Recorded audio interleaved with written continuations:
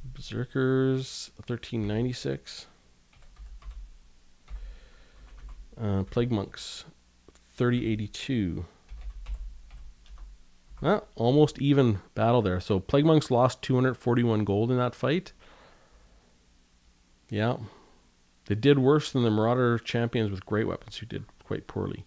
All right, time to see how the Depth Guard are going to do. So I think the Depth Guard are going to pull positive value against the Berserkers, because Berserkers have no armor. The Depth Guard are going to chew that up, and I think they're going to do good. I could be wrong, though. We'll see. That's just my guess. Frog Guy, yeah, I played like 20 or 30 turns and then just stopped playing, went back to Warhammer. Yeah, you know, I've heard a few people kind of talk like that. Abe, Plague Monks have done decent, not great, not bad either. Yeah, they've sort of been in the middle of the pack. They're probably going to finish a little worse than I had. Orc Boss, hey Sue, how's it going? It's going good, man. It's going good. Getting the testing done. I'm almost to the end. We're gonna get hopefully I'll get all the testing done tonight. As soon as I'm done this stage of testing, I'm gonna come home and I'm gonna try and marathon it. I'm gonna eat my supper and I'm trying to plow through it. Fry Guy, yeah, all the Skaven units seem to suffer because of their unique mechanics. Yep. And the Fight of Flea. So the one thing about Skaven is their units down low are stellar in terms of how they compare to other units. Like Skaven Slaves, basic Skaven Slaves are amazing. They're so good, and basic Clan Rats are outstanding compared to the other units of that tier. But these upper tier units, they're very specialized and they're not that great in general. Like Plague Monk Sensor Bears, I think, you know, they seem like you might want one unit of Plague Monk Sensor Bears in a build for something very special. You might want 2 units of Death Runners in a build for something very special. Would you want 4? Well, I can't see it. You know, maybe you would. Maybe there could be a build where you'd want 4. But anyways, we're going to get those Depth Guard. I think the Depth Guard are going to do very good in this fight. And this will be the one area where the Depth Guard are really going to shine, because they have great melee attack. They have immense weapon strength. So they're going to be able to make use of that hunger. So if they're in melee, it replenishes the hit point of combatants. I wonder if they just have to be in melee and it's even, or if it matters on how much killing they're doing. Plus, they cause fear. But I think the Berserkers are immune to fear. Yeah, they have immunity to psychology, so it's not going to matter. Yeah, I think the Depth Guard pull positive value here.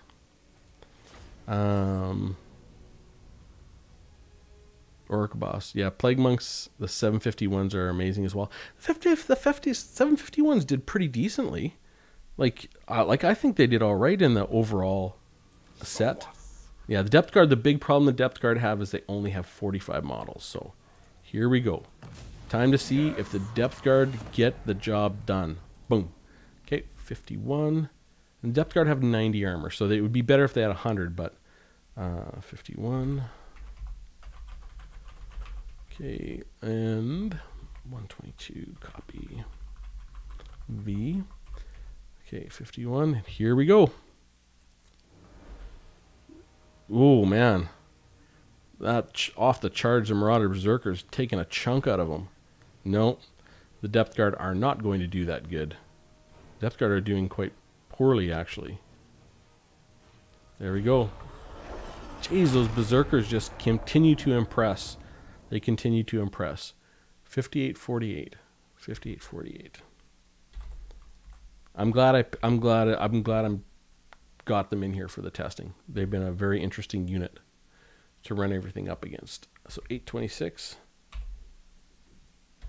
I mean, they have real extremes in their testing, which makes for an interesting unit to test with. Depth Guard 1928. Oh, okay. So the Depth Guard, they only lost 41 gold in that. So the Depth Guard could definitely pull positive value against the Berserkers. I mean, I'm just surprised that Berserkers pulled so much value on the charge there. Yeah, Depth Guards are very interesting too. Yeah, I agree, Orc Boss. I just think they're underpowered right now, you know, based on my feel for infantry. But they might be about right for where they need to be for that faction. You know, maybe if you made them a little more powerful, they would make Vampire Coast completely ridiculous. Although Vampire Coast, they were way more powerful before the game released, And the Vampire Coast went 50-50 in that tournament. They didn't do spectacular. They didn't steamroll everybody. And there were interesting ways to counter the Vampire Coast, even with the Depth Guard. Oh, yeah.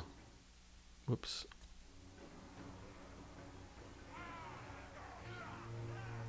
There we go. 5807. 5807. Run of Berserkers finished with 623. And the Depth Guard finished with 895. Very bad there. 895. Ooh, 284 gold they lost in that. But the thing is, it looks like this could be a swingy fight. It looks like the Depth Guard could pull positive value. So, or a value against these guys. Depth Guard, yeah, they're shit by themselves, but they're amazing, even just a pair of zombies. Yep. So you think they're OP in a multiplayer scenario? I'll take your word for it, Orc Boss, because I've never really played them around. So maybe they are. But just, yeah, and I've heard, and seen on the multiplayer Discord, some like really good players like you describe them as stronger than you might think, but they're only good as a support unit as opposed to a frontline unit. Like, you know, they're more like a Death Runner almost as far as they're a support unit. 5837. Or sort of a specialty unit. And maybe that's the way they should be, really. Maybe that's the way they should play. 920. And the Depth Guard finished with 1753. 95 gold they pulled that time. Okay, rematch. The issue is that they're so expensive, yeah. So you don't frontline them, and you can't afford many. So maybe they're like a one of, and they can do really good, or maybe 2 max type of thing. And that could be they just could be like a specialized unit like that. They could almost be analogous to a Regiment of Renown in terms of how many you maybe should only bring 1, max 2 in a build. Because the to be fair, Vampire Coast has a lot of other tools. Although they don't really have they don't have any cav or anything like that. So 5837. 5837. Oh, are we going to get a repeat? Berserkers finished with 894. Nope. 894. And the Depth Guard finished with 1441. Okay. Quit the battle and rematch. And you should always have a front line of zombies because the zombies are the best. Yeah. Then you just pick between Stalkers and Depth Guard. Yep. So the zombie halberds are ridiculous. You know what? I see. It'd be interesting to see what you mean by that, Orc Boss, because you're not the only really high level player to say that. But when I tested them, they're not that great. But as a Dawi, maybe because they have that anti-large and armor piercing, they're so good against so many other factions, but they're very poor against the Dawi, even with the armor piercing. The basic zombie is so much better, but it's interesting that I look at my perspective on that, because I only play the Dawi, and I play kind of like I'm just an average general, but I've heard multiple really high level players like you, Orc Boss, say that those are an amazing unit. So, but when I test them, they test to be quite poor actually. But in that individual infantry on infantry engagement, 5815. I guess it has a lot to do with their flexibility. They can pull value in several roles. Berserkers finished with 476. 76, and the Depth Guard finished with 824. Ooh, 287 gold. So all in all, the Berserkers pulled 175 gold off the Depth Guard. So not as much as the Plague Monks, but quite a chunk. Now, the Depth Guard with pole arms just today received an extra +1 melee defense. So I'm not going to redo all the testing I've already done, but I'll try and remember to note it in the final videos. But the Depth Guard with pole arms have just received +1 melee defense. Fry Guy. Depth Guard are nice in campaign. Yeah, oh my god. In campaign, they'd be ridiculous. I could see that. 1,300 Depth Guard polearms. Because it's fun throwing 2,000 or 3,000 plus zombies in elite formations. A few hundred, yeah. Could be tiring after a while despite the epicness. Yeah. Orc Boss. They're not that great against high melee defense. Yeah. But they're amazing against all kind of other kinds of stuff. Okay, I can see that. Abe, against any undead unit, you just need two things: fire and arrows.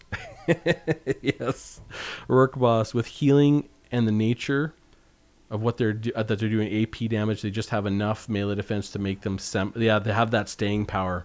And they don't rout, right? That's the nice thing about all undead units. Okay, so these guys, yeah, they anti-large, charge defense versus large only. So we shall see. The Berserkers might actually just straight up kill the Depth Guard, so I'm gonna have to watch. 59, 51, 51. Copy V, and we will play this. So I'm just. Oh yeah, the Berserkers are gonna crush them. Yeah, they are demolishing the Depth Guard with polearms. This is what it looks like to me. I could be wrong. No, that's a demolition, folks. That's what a demolition looks like. When a 750 gold unit beats a 1,300 gold unit this badly. There we go. Stop. Okay. 58, 11. And the Berserkers finished with 3750. The Depth Guard finished with 598. Ooh! Oh my god. Do you see that? 753 gold. Let me just check that these numbers are right, because I don't want to mess them up. 598 and 3750. 598 and 3750. Yep, 753 gold. What was the highest against the Giant Slayers?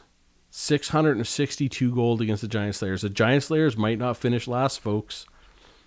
It may be the Depth Guard with polearms that finish last, and they're going to win all these. Wow, 753 gold. That is crazy. Jeez, these Berserkers have been such a great test unit, except because they're so swingy.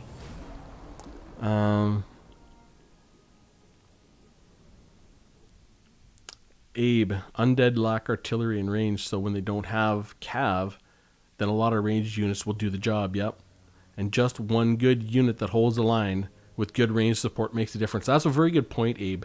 You know, because with that range support, like as long as you can hold the line, and that's where the Vampire Coast really does tend to do good.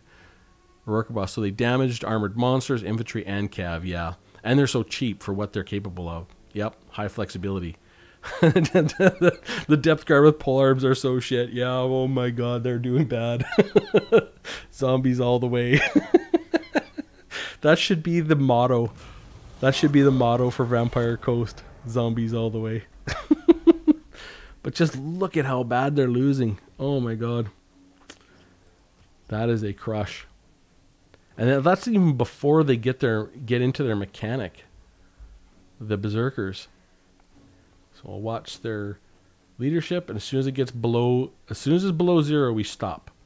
That simulates a rout. I know they're not routing, but we stop it anyways. There we go. Stop.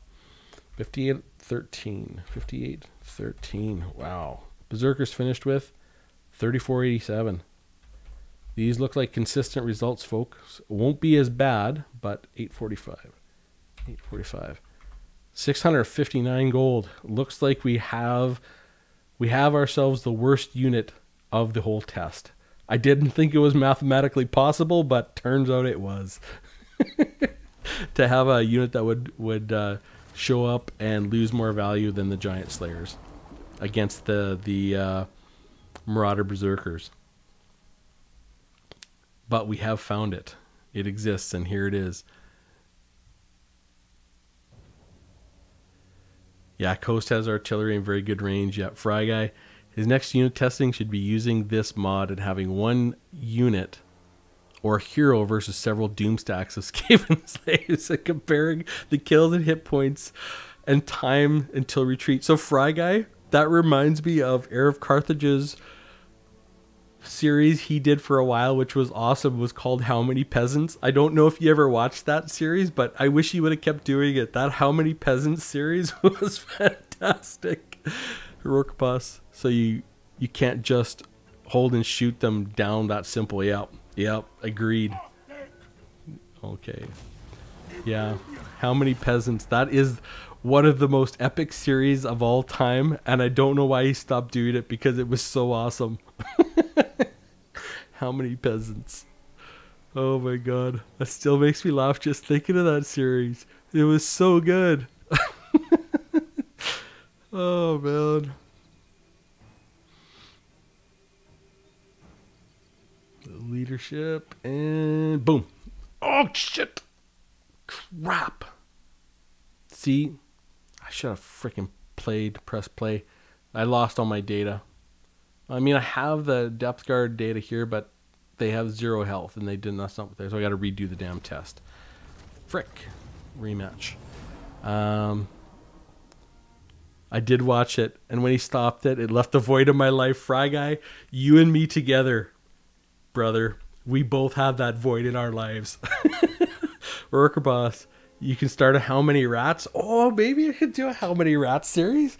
How many? The thing is, though, like if you titled a series called How Many Slaves, it would be instantly not demonetized, because I can't monetize anything. It would be instantly banned from the internet. I did a few battles like that myself, actually, with Chosen and RRR Ray Watchers, and the Tithe and Krokar on a Carnosaur. Cool. Abe or Worker Boss, yeah, that's the thing with the Vampire Coast. Regular tactics against undead are just not useful, and that's what makes them very interesting. You know, I really thought because they're so bad, I thought the Vampire Coast struggle so much against the Dowie. I thought they were going to be weak against everything, but they're not. They've turned out to be a super cool faction. I really, really like.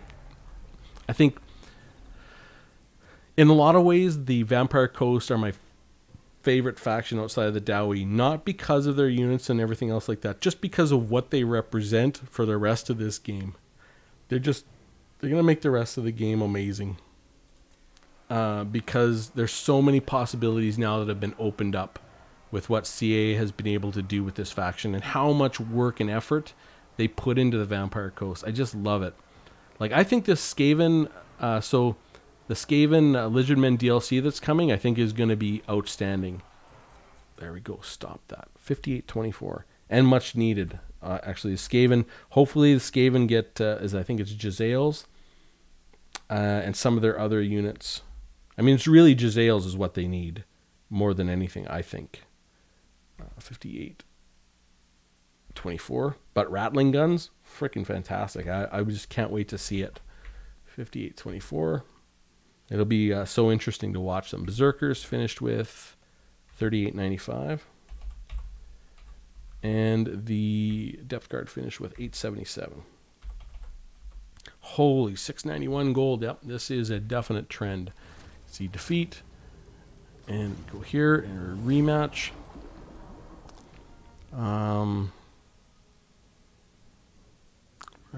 Fry Guy, Chosen and Krokar got like 300 to 400 kills. The Tide got 8. Nice. Orc Boss. Coast has the most OP unit at the moment. If you're up against Coast, you have to prepare to deal with 4 of them. Yep. Fry Guy, the ROR Ray Watchers didn't even lose any units and were cornered on the map until their morale broke. Cowards.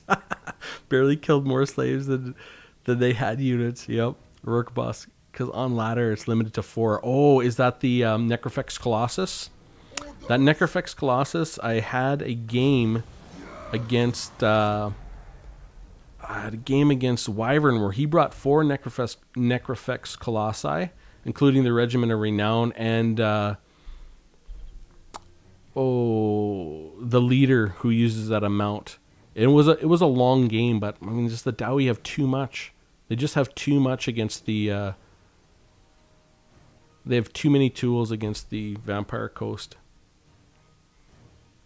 I have too many tools. I would like, though, a Worker Boss, when we get together for our fights, I mean, I don't know if you've seen my final build of the Dowie against, Depth Guard might win here. I don't know if you've seen my final build of the Dowie against the Vampire Coast with 5 Slayers, 5 Dwarf Warriors with great weapons, 4 Dwarf Warriors, and Belegar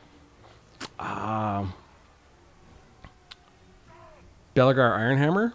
But if you can find a build with Vampire Coast that can beat that, it'll be interesting. I would look forward to playing that game because I don't know if it's beatable. I really don't. By the Vampire Coast, that is. I don't know if they can beat that build. Depth Guard. Okay, so 5706.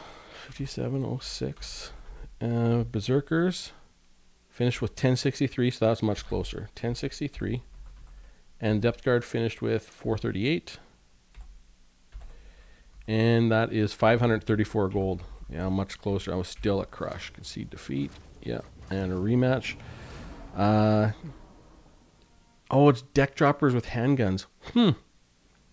See, deck droppers with handguns are no problem for the Dowie. That's probably why.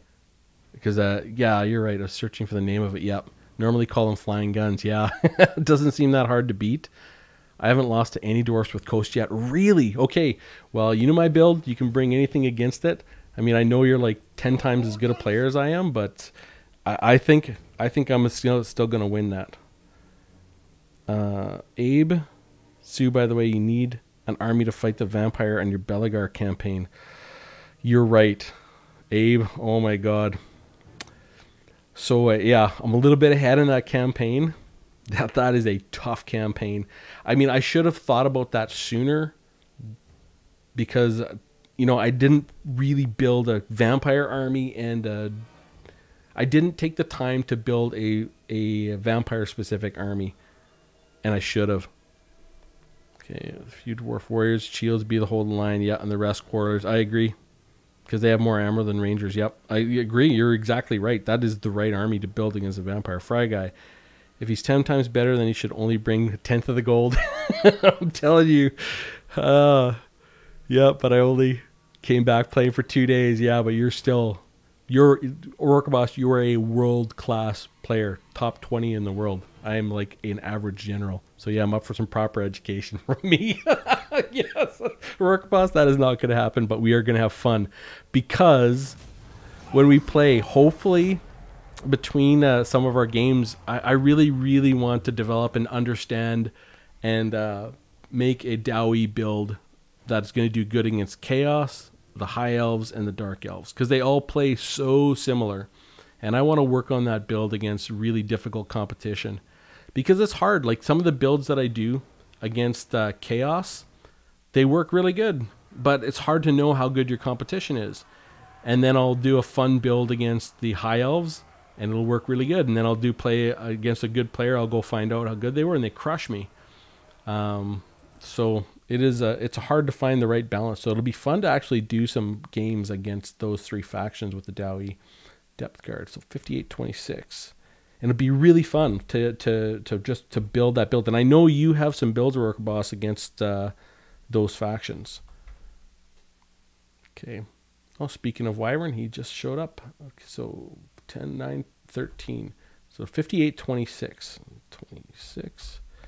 And Berserkers, they finished with 39-49. Ouch. 39-49. And the Depth Guard finished with 9-13. Oh my God. Depth Guard lost 664 gold in that. That is devastating. Like the War Dancers with Azrai Spears are going to... You know what? I should actually turn this around. I think the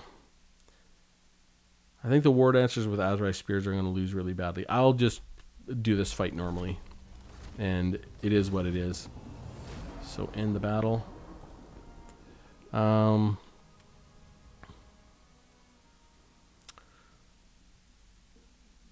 you were streaming yesterday, Orca Boss? Okay, I'm gonna try and pay attention and see your streaming. You got better internet.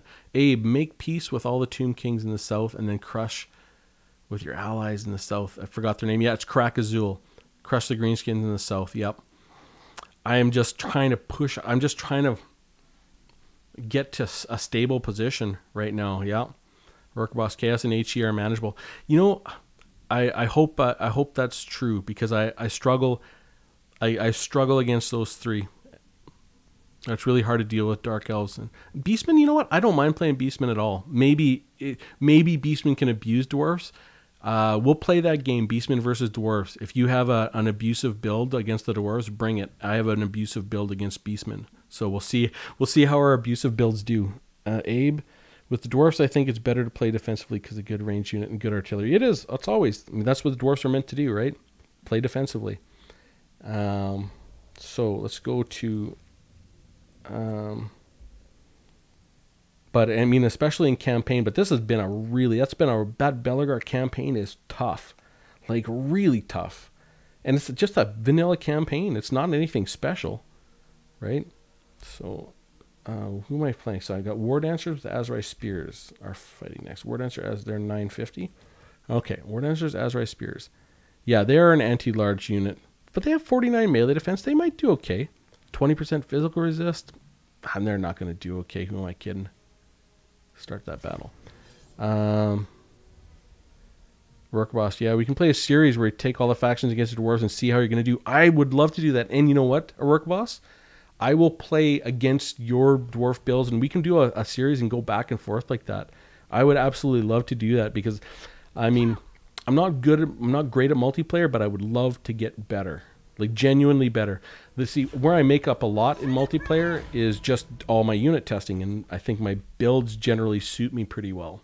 So 59.52 is where that finishes. So I make up a lot in multiplayer for my lack of ability with my ability to plan and test. And that does tend to make quite a difference. And I definitely don't bring meta builds with the dwarfs. I've been told that many times. My dwarf builds are very off meta. Okay, but I don't do my builds based on the meta. I do my builds based on testing, that's the big difference. War Dancers. Okay, let's see how this goes. Let's see how these War Dancers do. Oh, they're getting crushed. Okay, so we are gonna have to watch. Maybe at 1500 health, I'll slow this bad boy down. 1500 health, and we'll pause that, and we'll just play. Oh, stop. Oh, good. Whew. 1300 health. So 1500 health is very close. We're going to have to watch. So 58.48. That finished that. 58.48. And they're going to lose all of those for sure. I'll just put that 1. Okay. And Berserkers finished with 46.78. That is absolutely devastating. 46.78. 46.78. And the War Dancers finished with 1303. Another absolute crush. 416 gold. Wow. Okay, you can see defeat and rematch. Play series. Yeah. So Abe, you can't fight on 3 fronts on that campaign. I know. I've I go back, Abe, and I think I should have taken the time to finish off Skarsnik. And then I'd be okay, but I got greedy, and I felt like it was the right time, and then when I sort of lost his original places, I thought, well, you just go take it back, I'll be fine, because now I have crack 8 peaks, but I just got greedy, and that's what happens in campaign. You get greedy, and it really costs you, and it is really costing me right now, like, frick.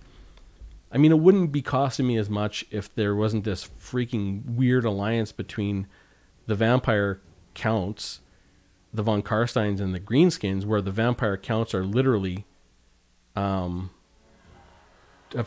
wiped Empire off the map and are taking over half the freaking map. So, I sort of got unlucky a little bit at the same time with all my heroes constantly getting murdered. That's really been hurting, but I mean, I can overcome these things. It's just, 2020 is so much easier when you're looking back on that campaign, but I took a risk and I'm paying for it now. Okay, 58.49.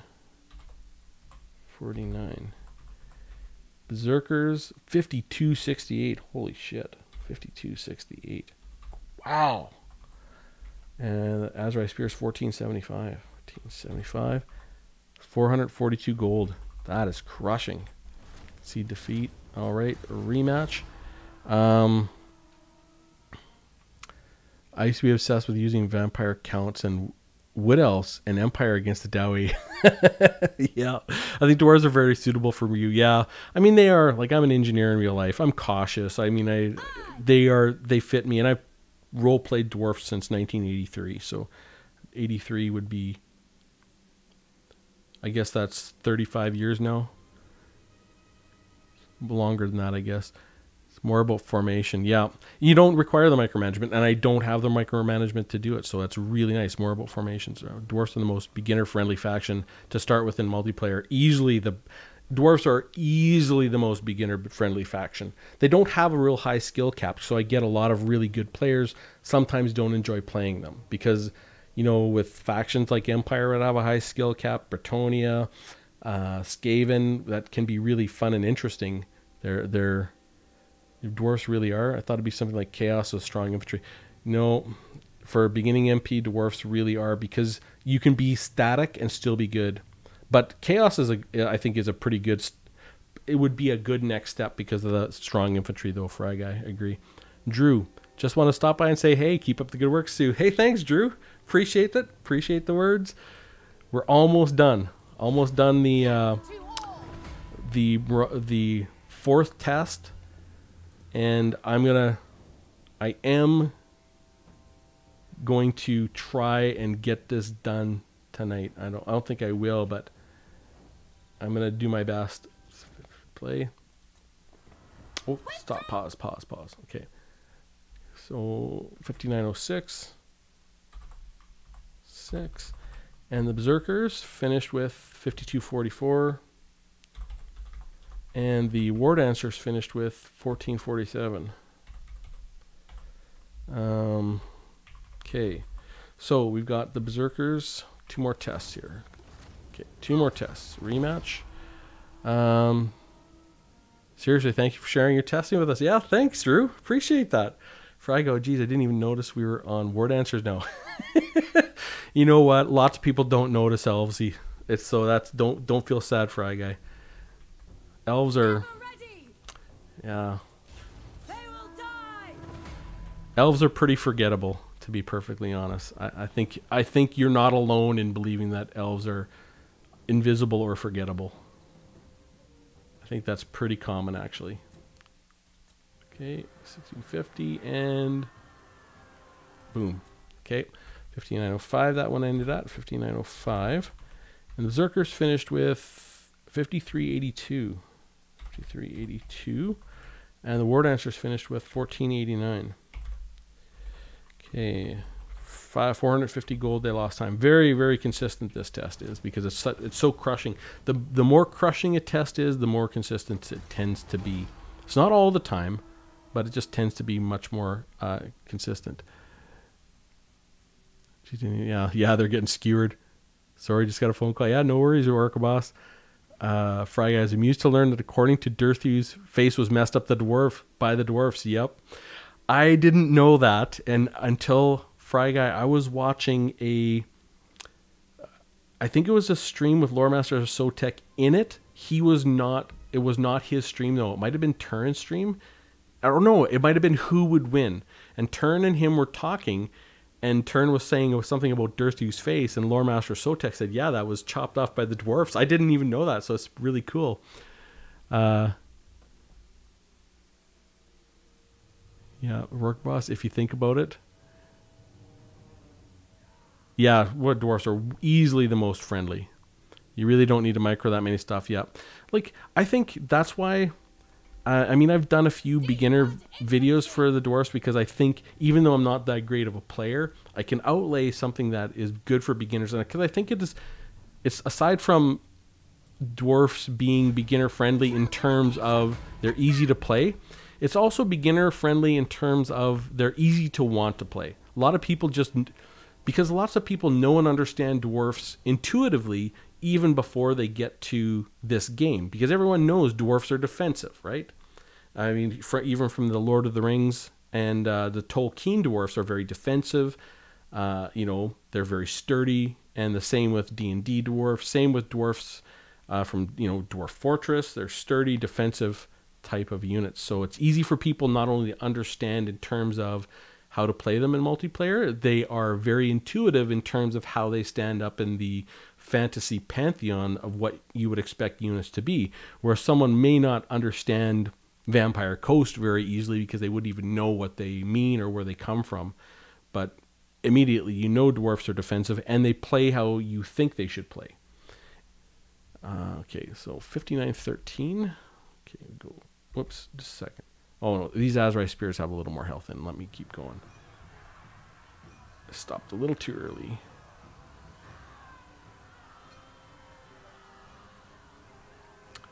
Give up. Oops. There we go. Give up. Good. All right, 5902. 2, and the Berserkers finished with 5157. And the War Dancers finished with 1333.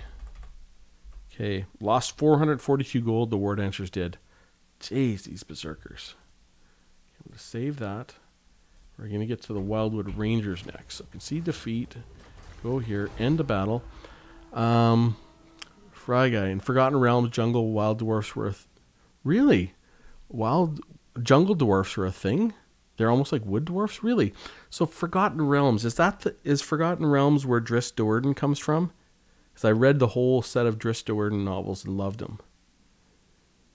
Anik, yeah, plus agree with you, Sue. Yep, thanks, Anik.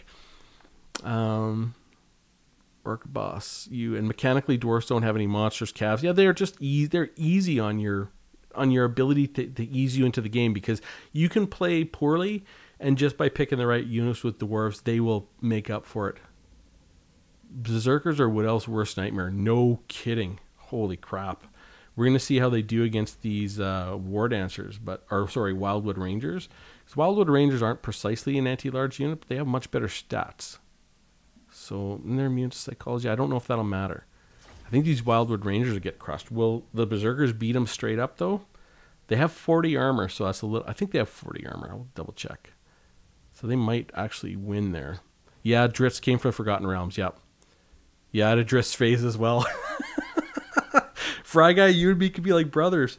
I bought all 20, I think it's 22 or 23 books from R.A. Salvatore. I love his writing. I bought a few of his other books, which they were good, but I never really got into them. Wildwood Rangers. Okay. And there were even a few other series of the the Dark Elves in Menzoberranzan, where it kind of goes over the matron mothers and stuff like that, which was an interesting series, but it was never as good as the Drizzt Do'Urden series. 5950. 5950. Okay, so they're going to be there. Copy V. Copy V. Matron Malice, yeah. Like some of the names they have in that book, like Menzoberranzan, what a cool name for a city. Matron Malice, what a fantastic name for a villain. So we'll see how that test goes. Now, I think the Wildwood Rangers, they've already killed 3 Marauders? Holy crap. Well, we'll see. I think the Wildwood Rangers will win, but they'll lose value. So that's what I'm guessing here. Well, it looks like they're winning. Actually, looks like they're winning pretty handily.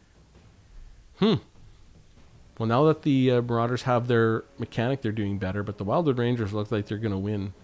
They're not going to take value, but well, now the Marauders think they're winning. Oh my god. These fights.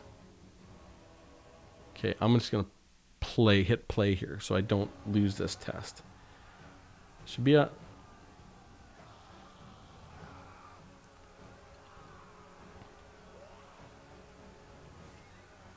All right, I'm just watching the leadership.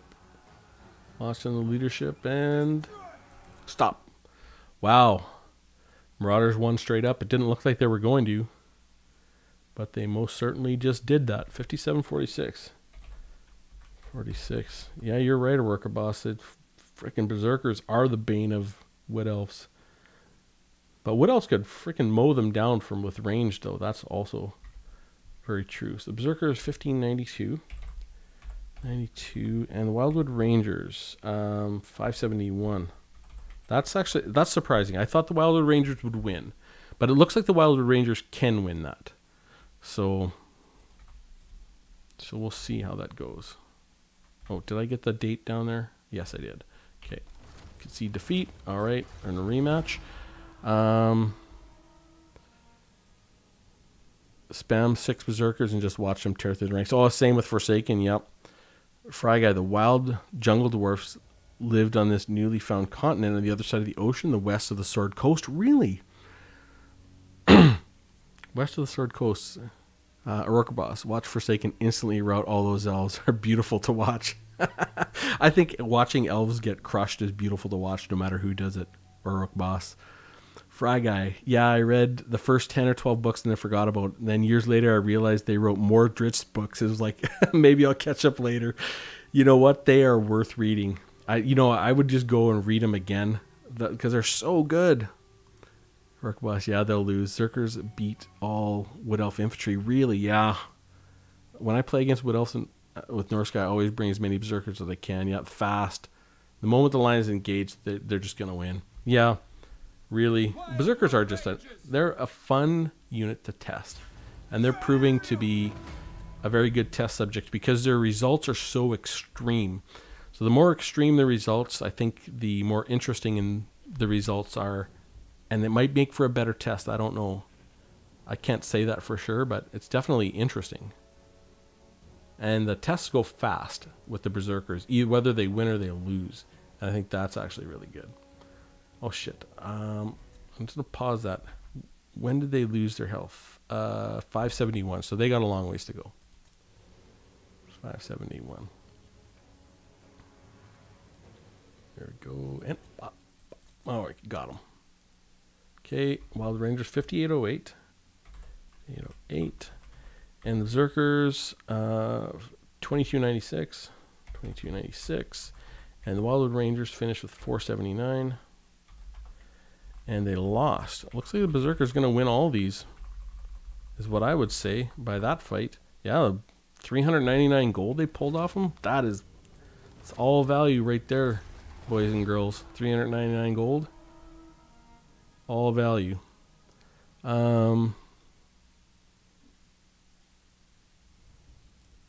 Fry Guy now. The Wood Elf can just climb the trees. So you need Marauder champions with great weapons to chop the trees down. Synergy. Yep, that's synergy right there. Zerkers are wielding 2 woodcutters. Wildwood Rangers to battle. All the the voiceovers for the Wood Elves and stuff, they just sound so. They just make just when I hear the voices, it makes me want to watch them get beat down. Probably it's not a good thing. It's probably a personality flaw. I shouldn't feel that way about anyone, really. Oh shit! God darn it! I saw it go below 1,000. I thought I could do it. Oh yeah, well I'm gonna have to slow down at 1,000.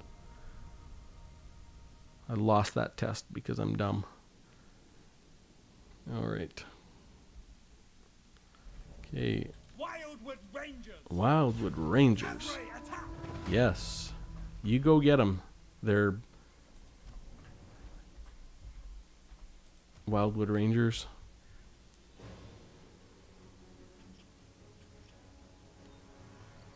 Okay. Wildwood Rangers. There we go.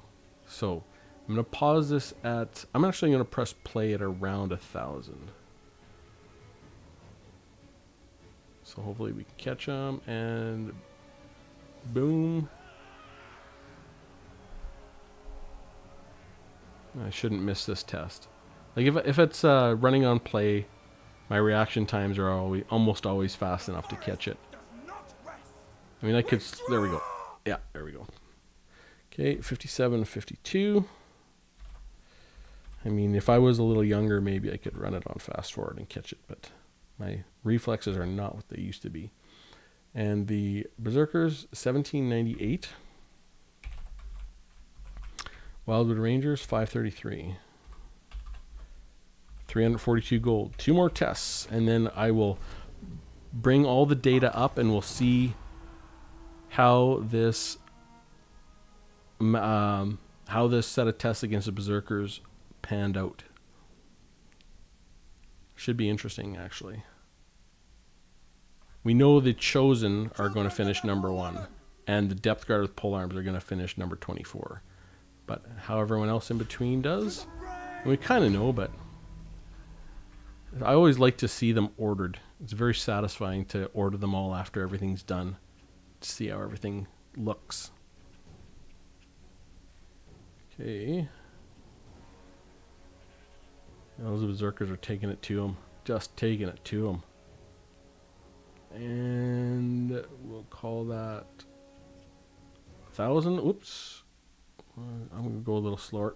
Pause. Whew. Got it. That was lucky right there. 5818. Berserkers finished with 2724. 2724. And the Wildwood Rangers finished with 827.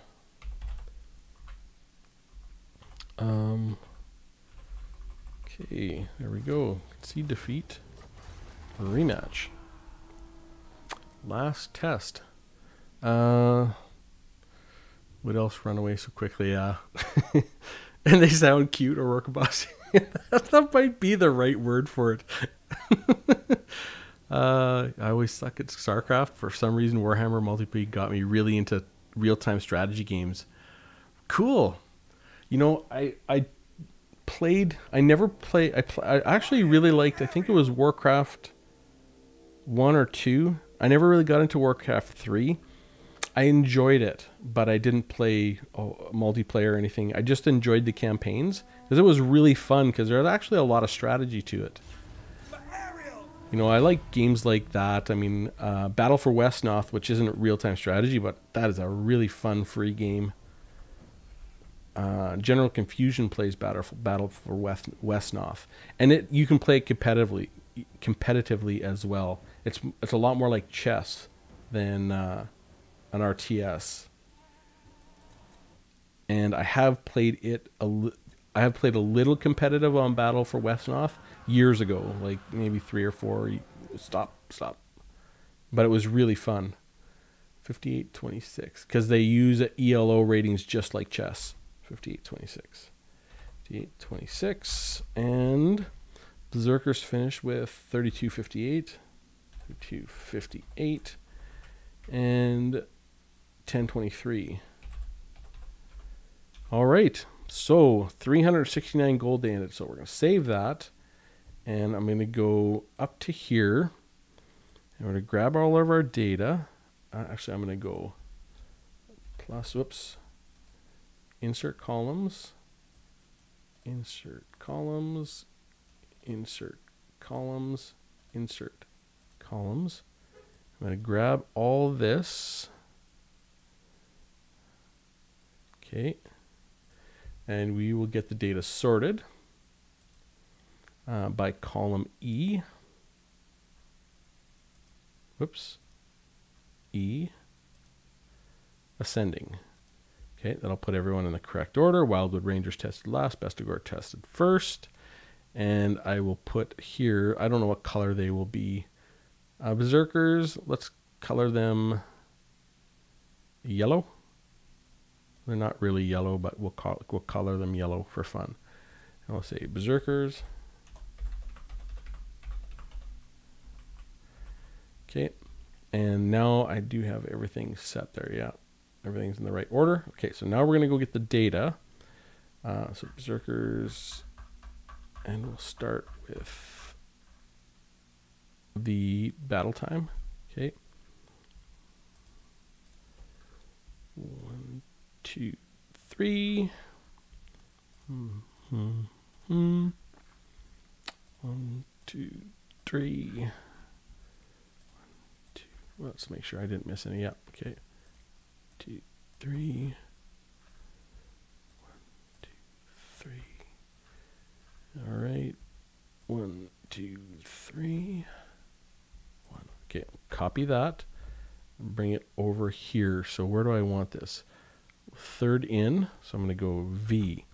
All right. So we've got, that's the battle time. And we did equals this divided by the gold. So I'm going to make this up,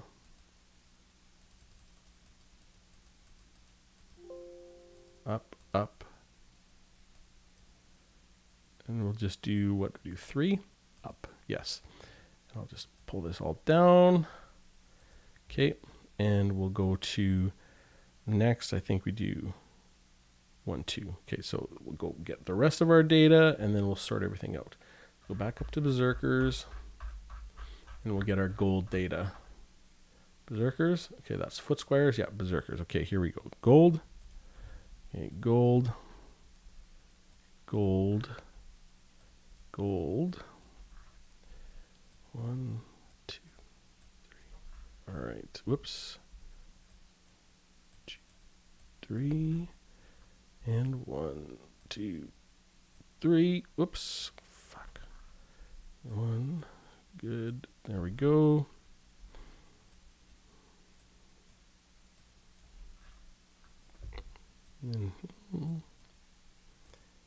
I hate when I do big copies like this, then I mess it up. It drives me nuts. Okay, copy. Got her. Okay, and we needed how many spaces here? 1. B. Okay, open that up. Open that up. Insert columns. Is that right? Yeah, that'll do. Okay, so now we will do, that all looks correct. So now I'm going to go and we're going to order them. Okay, so let's go to here and we're going to order by seconds per gold. So data, sort, column M, ascending, Swordmaster of the Hoeth, number 1. Okay, and we go here, 1, 2, Chosen with Great Weapons, number 2, Stormvermin with Halberds, last, Ironbreaker, second to last on this stat. All right, so we'll go here and we'll get the total gold. All right, and we've got here, so we go data, sort, and column M. So we'll do column O, and we'll do ascending. Yep, that's what I want. Chosen, regular chosen are number 1, which we knew. 1, 2, and chosen with great weapons number 2. Ironbreakers number 3 in that list, and Depth Guard with polearms number 24, and Giant Slayers 23. Bestigor finished pretty good. They finished number 4. Black Orcs number 5. All right, so let's get the sorted out for the gold per minute. Tools, data, sort off of Q. Okay, and we want that as ascending. Bestigor showed up number 2 there. So 1, 2, 3. Okay, let's do this, and I want to make sure that's X'd out. Get that there. I go here. I'm just going to go minus. I'll go here. Equals that. Whoops. So equals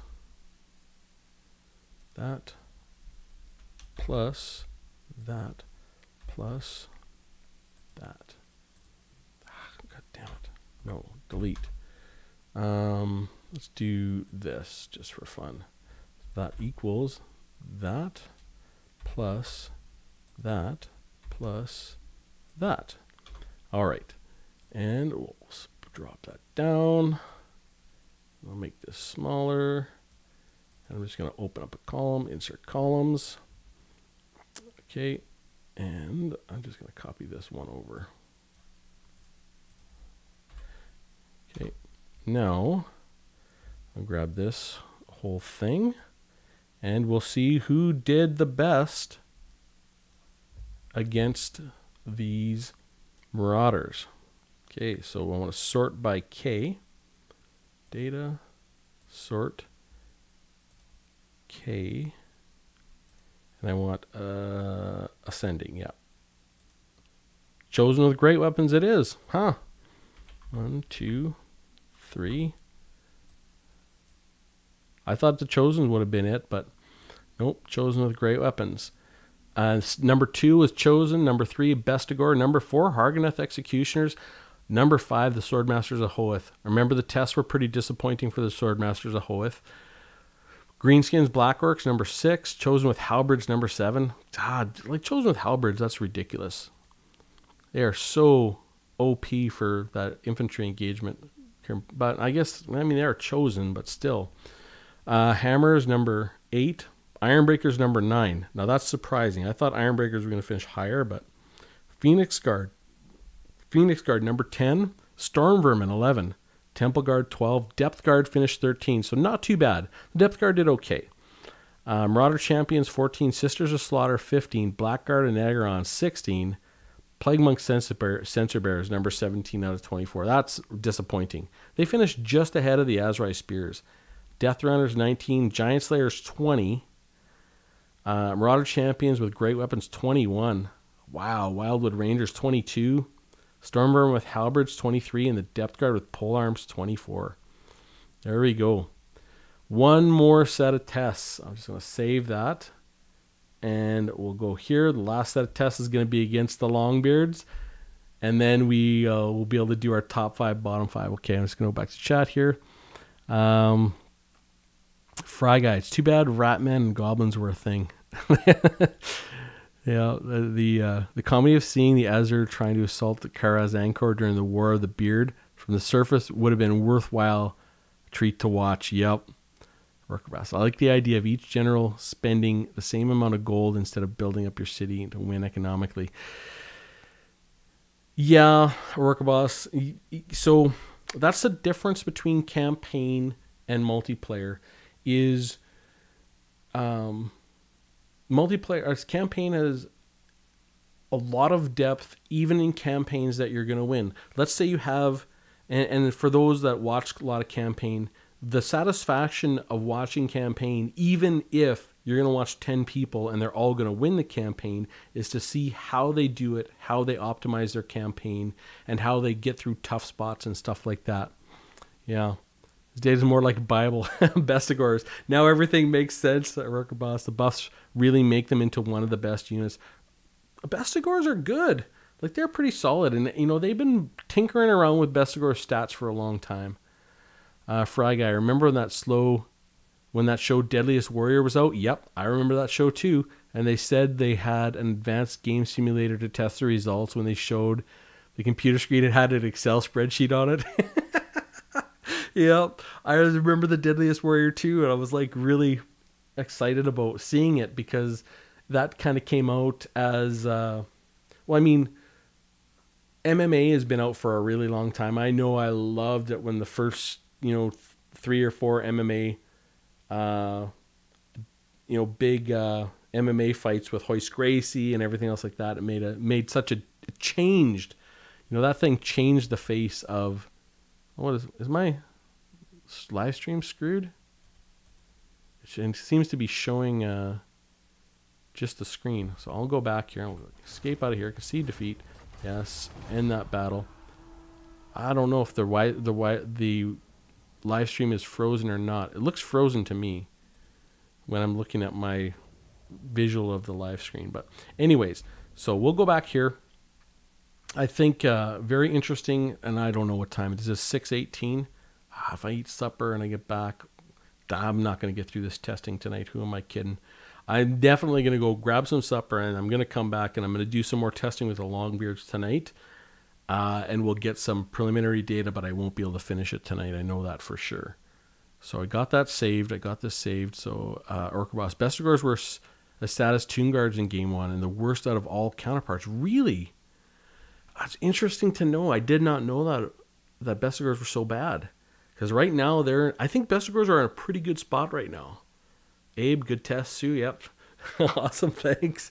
We still got one more test and we're going to get this. And then hopefully I can start on the top 5 and bottom 5 videos when I get all the data actually added up together. So anyways, I'm going to end the live stream now and go grab myself a bite to eat. And I'll probably come back in an hour or two and get back on testing all those long beards and we'll see if we get it going. So thanks guys. Great comments. Love the chat and look forward to chatting again very, very soon. So yeah, since yesterday was Sunday, 6 more days to have the 11th part of the Belegar campaign. Cheers. Yes, you have a good one, Abe. All right. Thanks, guys. I will see you shortly. If you're